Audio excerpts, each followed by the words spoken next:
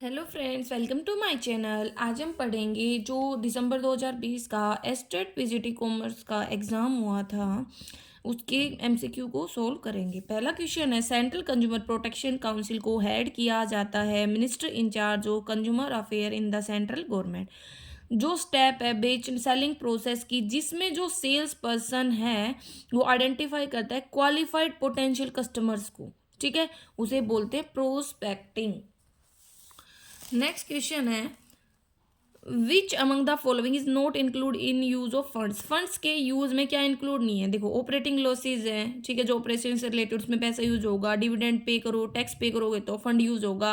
Non trade payment मतलब जो व्यापार से रिलेटेड नहीं है वह एक्स्ट्रा पेमेंट तो फंड यूज होगा। लेकिन फिक्स्ड असेट्स की परचेज की आपने शेयर्स के अगेंस्ट में, मतलब असेट्स खरीद ली, शेयर इशू कर दिया तो कोई पैसा नहीं गया। The combination of inflation and recession, तो जब इन्फ्लेशन मतलब महंगाई और रिसेशन जब दोनों मिल जाते हैं, ठीक है, मंदी का दौर और महंगाई दोनों मिल जाते उसे बोलते हैं स्टैगफ्लेशन।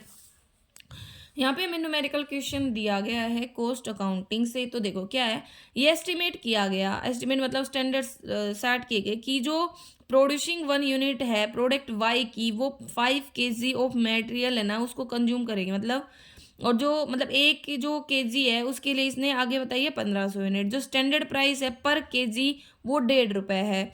और मंथ ऑफ अक्टूबर में ना 7,000 kg ऑफ मटेरियल 1.6 kg के हिसाब से हमने कंज्यूम किया है। तो एक्चुअल कॉस्ट इसी के अकॉर्डिंग है, भाई कंज्यूम किया हमने ये। आगे बताया कि कॉस्ट, मटेरियल कॉस्ट वेरिएंस निकालो, मटेरियल प्राइस वेरिएंस निकालो एंड मटेरियल यूजेज वेरिएंस निकालो। देखो, मटेरियल कॉस्ट वेरिएंस का फॉर्मूला होता है स्टैंडर्ड कॉस्ट में से एक्चुअल कॉस्ट घटा दो। स्टैंडर्ड कॉस्ट आएगी standard price multiply standard quantity, and actual cost आएगी actual price multiply actual quantity, ठीक है। अब देखो यहाँ पे हमने यही किया कि हमने देखो 1.5 रुपये स्टैंडर्ड कॉस्ट थी और 7500 स्टैंडर्ड क्वांटिटी थी। ऐसे ही ये एक्चुअल कॉस्ट थी, एक्चुअल क्वांटिटी थी, वहां से हमारे पास 50 है ना आ गया ये। नेक्स्ट आगे है इसमें कि हमें मटेरियल प्राइस वेरिएंस निकालना है। मटेरियल प्राइस वेरिएंस का फॉर्मूला होता है कि जो एक्चुअल क्वांटिटी है उसको हमें मल्टीप्लाई करना है स्टैंडर्ड प्राइस और एक्चुअल प्राइस के डिफरेंस है, तो वहां से आ गया 700 है। नेक्स्ट है हमारे पास, हमें मटेरियल यूजेज वेरिएंस निकालना है। उसके लिए क्या करेंगे, स्टैंडर्ड प्राइस को मल्टीप्लाई करना है स्टैंडर्ड क्वांटिटी और एक्चुअल क्वांटिटी के डिफरेंस से, वहां से आ गया 750। अब बात आती है कि यहाँ पे ना ऑप्शन हमारा सी सही लग रहा है, लेकिन हमें जो आंसर है उसमें बी दिया गया है, तो मेरे अकॉर्डिंग तो सी ही होना चाहिए, ठीक है। तो आप इन फॉर्मूलाज को याद कर सकते हो, इससे क्वेश्चन मोस्टली आते ही आते हैं। Adjusting prices continuously to meet the characteristics and needs of individual customer and situation. तो कहता है कि जो एडजस्टिंग प्राइसेस होते हैं, जो जो भी फीचर्स होते हैं, जो ज़रूरतें होती हैं इंडिविजुअल कस्टमर्स की सिचुएशंस को, उनको पूरा करते हैं, उन्हें बोलते हैं डायनामिक प्राइसेस, मतलब जो चेंजेबल होते हैं।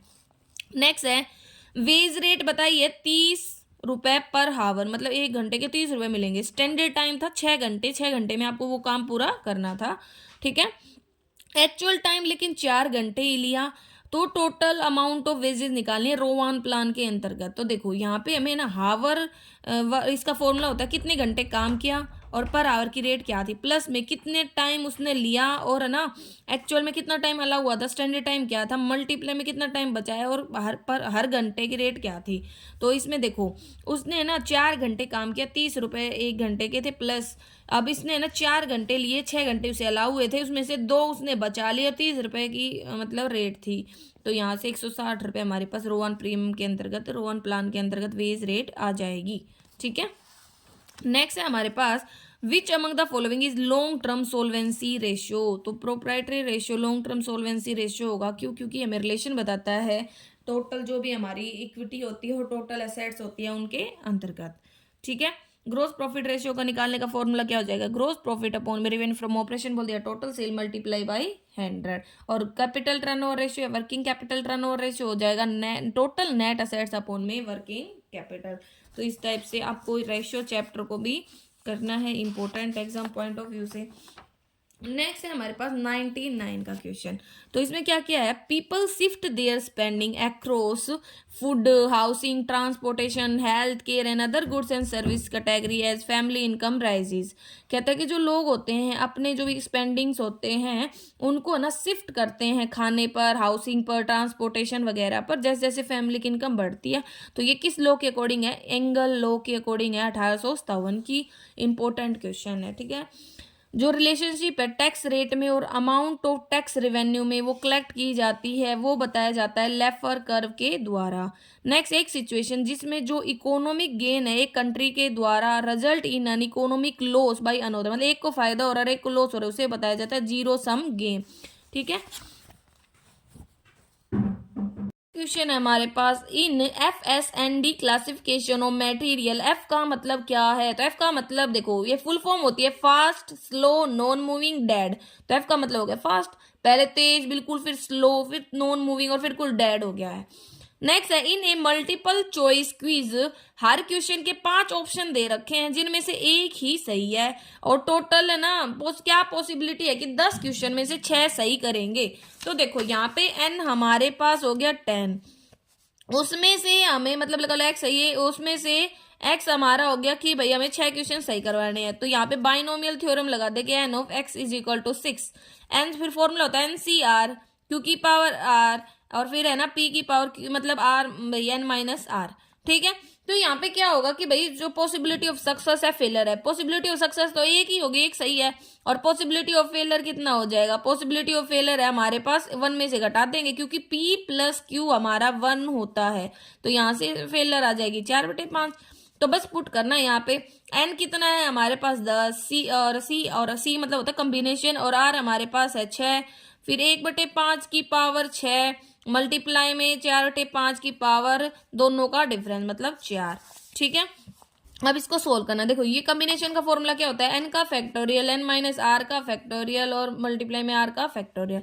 n है 10, n माइनस आर है 4, और ना 6 का फैक्टोरियल। अब इसको सोल्व करने के लिए क्या करेंगे, फैक्टोरियल को हम वहां तक खोलते हैं जहां तक हमारे पास है ना भाई नीचे फैक्टोरियल है, वैसे तो खोलते तो हम 1 तक ही हैं, 4 3 2 1, और 6 का फैक्टोरियल तो इससे ही कट गया, 4 दूनी 8, 2 एकम 2, 3 या 9। तो यहाँ से हमारे पास आ गया 7 21 210, 210 ये आ गया। फिर इसको सोल्व करना है कि 1 की पावर 5 की पावर 6 है, 4/5 की पावर 4 है। तो ये ना बहुत ज्यादा लेंथी क्वेश्चन हो जाएगा एग्जाम पॉइंट ऑफ व्यू से, तो मैं तो इसको स्किप करना ही सही समझूंगी, फिर इसको आगे हम सोल्व करेंगे, पॉइंटर में जाएगा। कैलकुलेटर अलाउ होता तो देन हम कह सकते थे कि हाँ ये क्वेश्चन अटेम्प्ट करने के लिए सही है। ऐसे ये क्वेश्चन भी बहुत बड़ा है कि 12 कप है टोटल, और 3 ट्रे दे रखी हैं आपको, इन ट्रे में आपको इक्वल नंबर मिलेगा, नॉर्मल सी बात है 4-4 आएंगे हर ट्रे में, है ना। अब इसने बोला कितने तरीके हैं ऐसा करने के, तो ये परम्यूटेशन का क्वेश्चन है, परम्यूटेशन कॉम्बिनेशन मैथ्स में आपने पढ़ा होगा जब बीकॉम की होगी। तो देखो 12 कप को अरेंज करने के 12 फैक्टोरियल वेज हैं, लेकिन है ना भाई 4 कप जो स्टार्टिंग का कप होगा वो कहीं भी आ सकता है, ऐसे ही दूसरा कप भी, तीसरा भी, तो मतलब 4-4 कॉमन कप हो गए वो हमारे पास, और है ना 3 फैक्टोरियल वेज है उनको अरेंज करने के, कोई भी कप कहीं भी आ सकता है। तो हम इसको जो सोल्व करेंगे तो ये इतना ही आएगा। बात ये है कि क्वेश्चन बहुत ज्यादा लेंथी है एग्जाम पॉइंट ऑफ व्यू से। नेक्स्ट है, the maximum share application money can be, तो maximum application share application money है ना 5% हो सकती है नॉमिनल वैल्यू ऑफ शेयर्स का। एक्स एक माइनर है जो रिप्रेजेंट कर रहा है मेजर इंड्यूसिस वाई को, इंटर होता है कॉन्ट्रैक्ट में एक्स के साथ, तो क्या वो लाइबल होगा, नहीं, एक्स लाइबल नहीं होगा कॉन्ट्रैक्ट के लिए क्योंकि वो माइनर है, ऐसा कॉन्ट्रैक्ट वैसे तो वॉइड ही होता है। नेक्स्ट क्वेश्चन है हमारे पास कॉस्ट अकाउंटिंग का, PV ratio of a firm is 50%, PV ratio दे दिया हमें 50%, मार्जिन ऑफ सेफ्टी दे दिया 40%, और हमें break even point net profit निकालना अगर सेल्स 5 लाख दे रखी है। तो देखो हमारे पास क्या था, मार्जिन ऑफ सेफ्टी का फॉर्मूला होता है sales minus break even point, या मार्जिन ऑफ सेफ्टी परसेंटेज में बोले तो वो होता है मार्जिन ऑफ सेफ्टी अपॉन में sales multiply by 100। Margin of safety हमें पता नहीं, लेकिन मार्जिन ऑफ सेफ्टी का परसेंटेज हमें पता है 40%, सेल्स हमें पता है 5 लाख और डिवाइड बाई 100। तो यहाँ से सोल्व करने पर हमारे पास मार्जिन ऑफ सेफ्टी आ गया 2 lakh. Margin of safety 2 lakh आ गया, सेल्स हमें दे रखा था तो यहाँ से ब्रेक इवन पॉइंट आ गया, ब्रेक इवन पॉइंट आ गया 3 lakh, break even point 3 lakh आ गया, यही पूछा था। और इसने हमसे क्या पूछा था, हमें work out break even net profit. तो मार्जिन ऑफ सेफ्टी होता है प्रॉफिट अपॉन में पीवी रेशियो, ठीक है। तो पीवी रेशियो हमें दे रखा था और है ना मार्जिन ऑफ सेफ्टी हमने निकाला 2 लाख, तो यहाँ से प्रॉफिट आ गया 1 लाख, ठीक है। तो इस तरीके से हम इनको निकाल सकते हैं। इसके लिए भी फॉर्मूलाज इंपॉर्टेंट रहेंगे, हमें वो लर्न करने पड़ेंगे। नेक्स्ट है the association close of a public company has been. तो जो पब्लिक कंपनी होती है उसके लिए मिनिमम 7 लोगों की रिक्वायरमेंट होती है, प्राइवेट के लिए मिनिमम 2 लोगों की रिक्वायरमेंट होती है।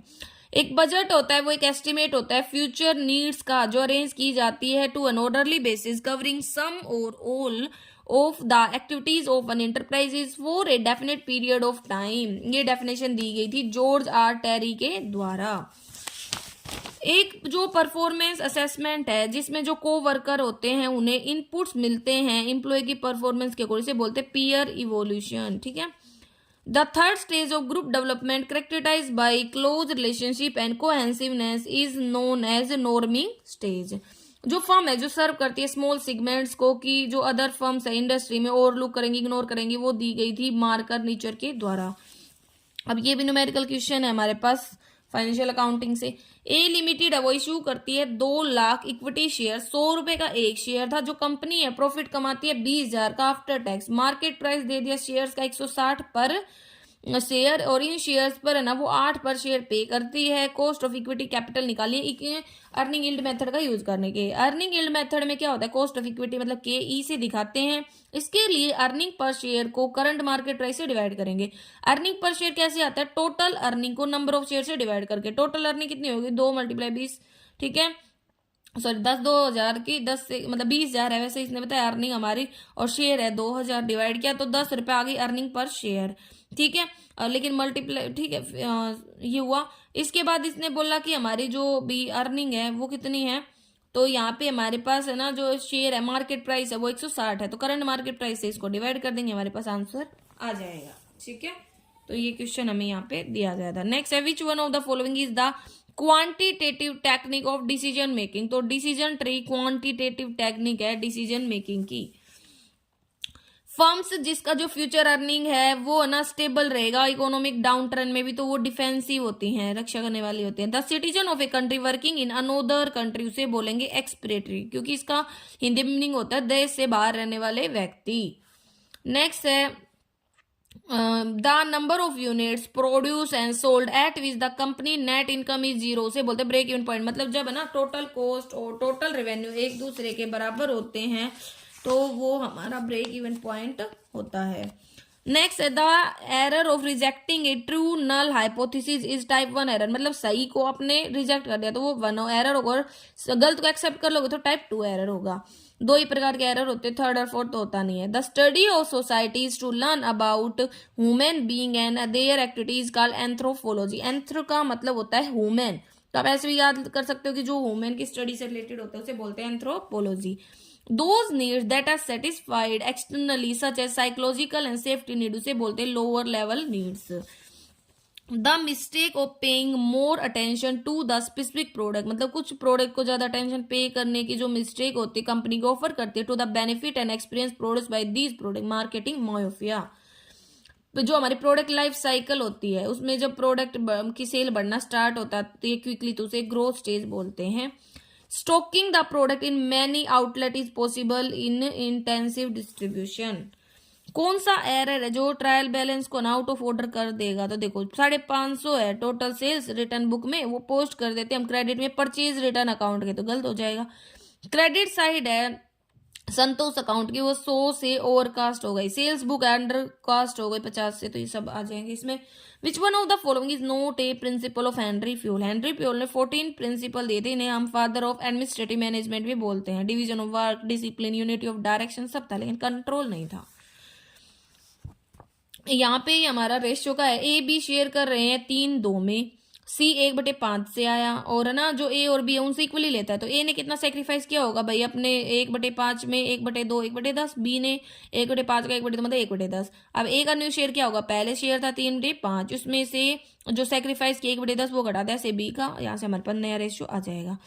अब कहता है कि जो गंगपुर वर्ड है उसको कितने तरीके से अरेंज कर सकते हो, तो भाई ये देखो टोटल लेटर है 3 3 6 7 8, 8 फैक्टोरियल, और जो रिपीट हो रहे उसे डिवाइड कर दो, 2 बार जी आया और 2 बार हमारा ए आया, तो ठीक है, यहाँ से हमारा आंसर आ जाएगा।